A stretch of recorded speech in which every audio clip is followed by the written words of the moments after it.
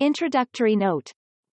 Robert Louis Balfour Stevenson (1850–1894), novelist, essayist, and poet, was descended from a famous family of lighthouse builders. He was born at Edinburgh, Scotland, and was intended for the ancestral profession of engineer. Abandoning this, he tried law with no better success, and finally devoted himself to his destined vocation of letters.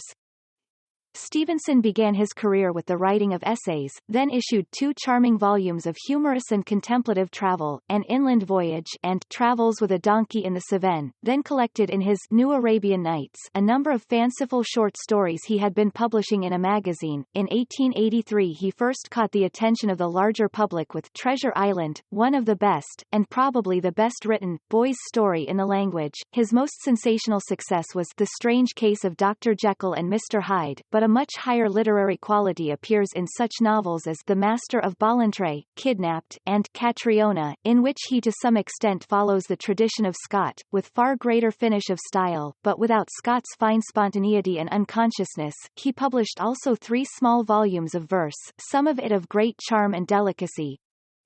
Stevenson was essentially an artist in words. The modern desire for subtlety of cadence and for the rendering of fine shades of expression is seen in a high degree in all he wrote, and his work has the merits and defects that accompany this extreme preoccupation with style, but he had also great virtues of matter. He was a superb storyteller, an acute and sensitive critic, a genial and whole-hearted lover of life. In the essay on Truth of Intercourse will be found an example of his gracious and tactful moralizing. In Samuel Pepys, a penetrating interpretation of one of the most amazing pieces of self-revelation in the annals of literature.